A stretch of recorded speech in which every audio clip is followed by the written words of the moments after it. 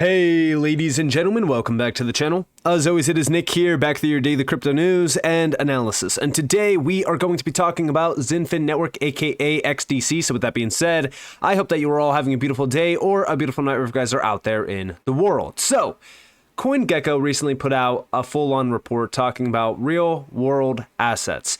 And we have the rise of RWAs in crypto.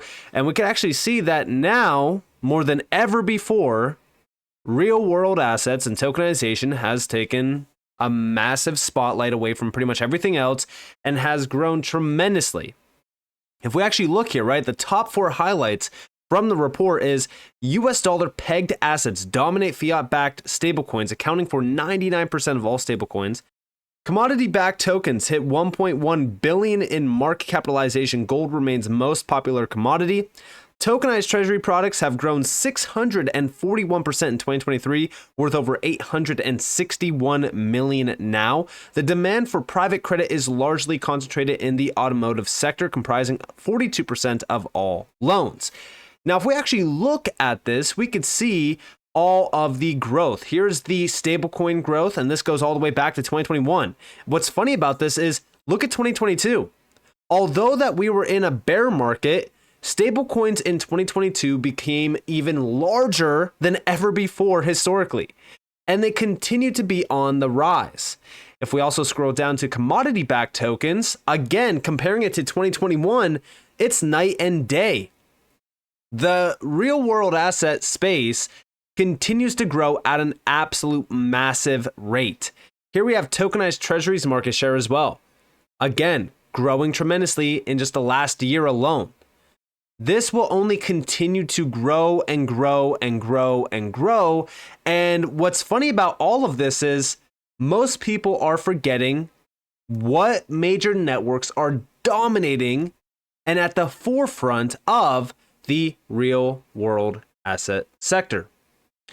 When it comes to XDC, most people just completely forget about it, right?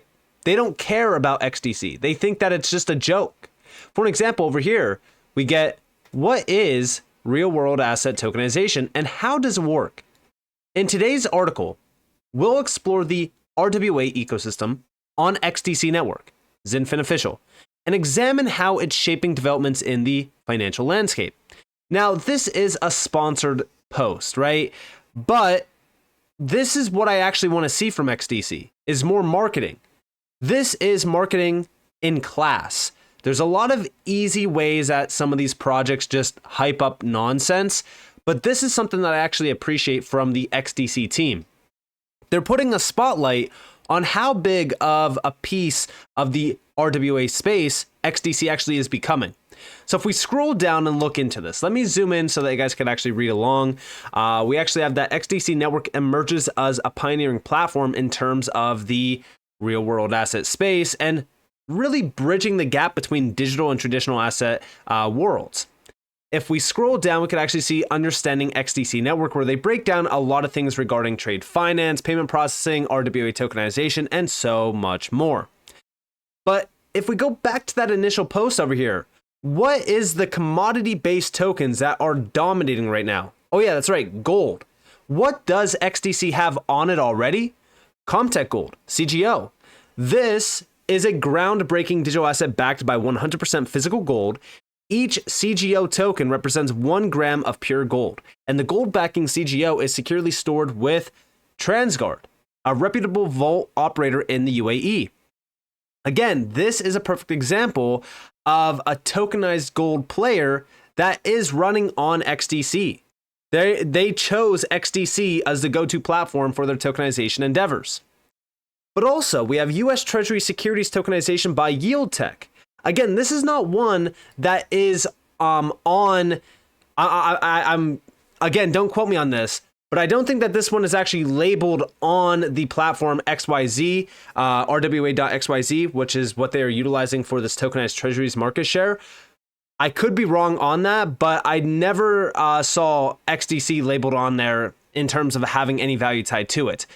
we know that there is a large portion of value tied to XDC through tokenized treasuries. In fact, if we go back over here, we can see that U.S. Treasury securities tokenization by YieldTech is an innovative XDC network application designed to modernize traditional financial instruments through blockchain technology. If you actually go over to YieldTech, right, we can see everything regarding this. So if we scroll down, we can see how much in terms of total assets are here. We could also scroll down and see the TVL as of March 27th, 2024, which is 4.6 million. I know that's not a lot of money versus, 100 million or whatever the case may be, but it is still a good start. And it is something that is built out on YieldTech, which is built out on XDC network. Again, I don't think that this is labeled on rwa.xyz, which is what they are actually pulling these values from. But again, I could be wrong because I just never saw any value on there in terms of XDC. But regardless of this, we also have Stasis, which is euros. So this is a digital version of the euro. It's a stable coin, which means each euros is worth the same as 1 euro. And again, this is on multiple platforms. It's not just on XDC. I saw this one floating around on other networks, but mainly the integration with this on the XDC network has fortified its position, attracting a new global community and enterprise participants, which is a big deal. And we also have Kinesis Money. This is actually a big one as well. So we actually have down here that it is a monetary system that allows users to manage and spend gold and silver as money on the Kinesis Money platform. It offers digital currencies fully backed by physical gold and silver, known as Kinesis Gold or KAU, and also silver KAG. This is also a big one to focus on because it kind of fits the same commodity narrative as Comtech Gold. Then, of course, we have Trade Phoenix. So Trade Phoenix is a big one that I've been watching closely as of recent, but also for a while, simply because of their tokenization endeavors, but also trade finance endeavors. We have Trade Phoenix as a blockchain-based platform that facilitates trade finance solutions by connecting trade finance originators with a network of banks and financial institutions. Built on the XDC network, Trade Phoenix leverages blockchain technology to provide a secure, transparent, and efficient mechanism for various trade finance transactions. Recently, Zoth, a Web3 fixed income marketplace, has completed its successful supply chain financing SCF pilots via the tokenization of invoices using the XDC network. And this is something that I want everyone to focus on because if we actually look at some of these tokenization endeavors on the XDC network, they're very, very diverse. I mean, versus the typical tokenization endeavors on some of these networks, I really like what XDC is doing. And again, trade finance has always been a focus of theirs since going all the way back in time to the initial days. So I love to see them still focusing on that and really disrupting the status quo. So very, very solid plays here. And then also we have Phantom Dollar. A lot of stablecoin initiatives are actually being tokenized and represented on the XDC network, which is a big, big deal. And a lot of this is still around the trade finance space. One of the primary objectives of the FXD is to address the existing gap in trade finance by offering direct access to alternative investors for micro, small, and medium-sized enterprises. Through platforms like portal.tradephoenix.org and phantom.fi, leveraging the fast, scalable, and secure infrastructure of the XDC network, FXD provides stable options to MSMEs with a more accessible and cost-effective means to access the necessary capital for business growth. And we could also see how you can mint it. But regardless of all of this, right, what I really want everyone to understand is just how big of a name XDC has become. I know that a lot of people are not focused on it, and we're kind of sitting here and we're like, what are people doing at this current moment in time? And they're really kind of just looking at the flashy things, right? Like, since we're on CoinGecko, we could easily just go over to the main platform over here and just look at what's moving in the last 7 days. Again, a lot of people are just looking at what's moving. They're looking at green and they're chasing green. But also remember, meme coins, right?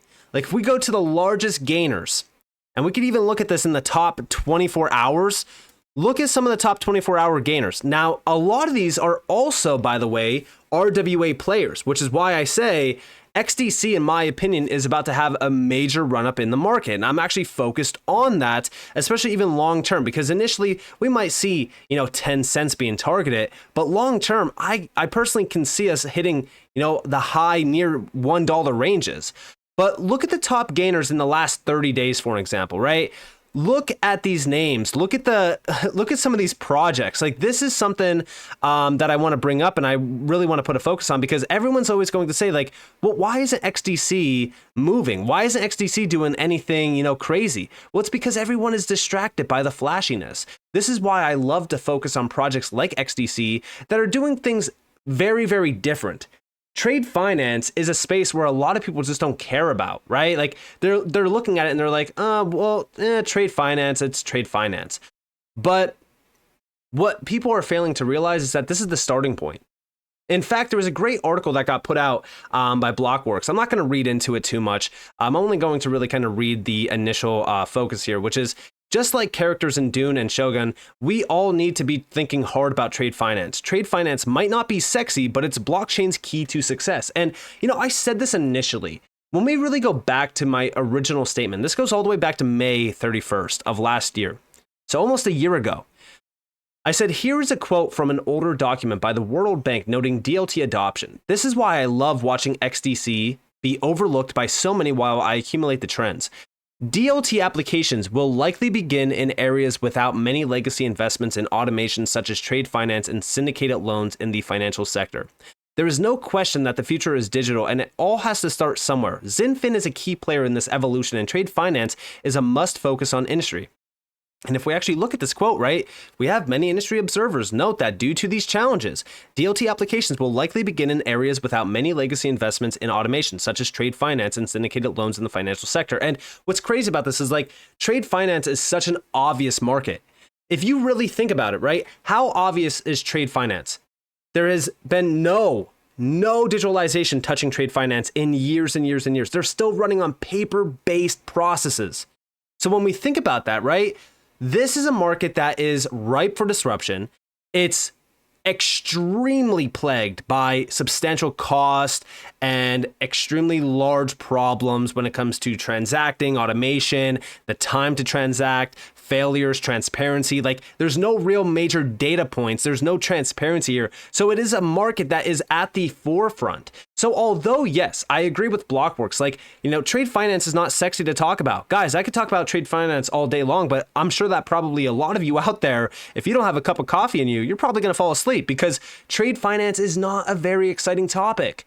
But it's at the forefront of the digitalization revolution. And even when we look at the tokenization endeavors on XDC, let's go back to that page. A lot of these tokenization endeavors are all centered around bringing in enhanced liquidity, transparency, and global access to a lot of these opportunities, including, of course, trade finance. And I love to see that because, again, this is one of the only major networks in this space that are actually focused on this. And it's so funny that a lot of people continue to overlook it, because I really do think that XDC is that dark horse that a lot of people are just completely oblivious to at a time where you should be really focused on it, because I do think that it's going to net us a ton of ROI. Now, does that mean that we should go all in and, only focus on XDC? Absolutely not. There's never a one project portfolio in this space. And I always say that diversification is so crucial. But I love these narratives. I love focusing on these narratives because there's so much money to be made by focusing on the overlooked, undervalued projects that have a ton of tokenization endeavors under them, that have a lot of connections already to these spaces, and are players that, if I'm being just completely honest with you guys, are very disruptive forces of nature that are very small still. And I think that everyone should focus on trade finance. I know that's not extremely exciting to talk about. I know that's not an extremely exciting market, but there's trillions behind this market.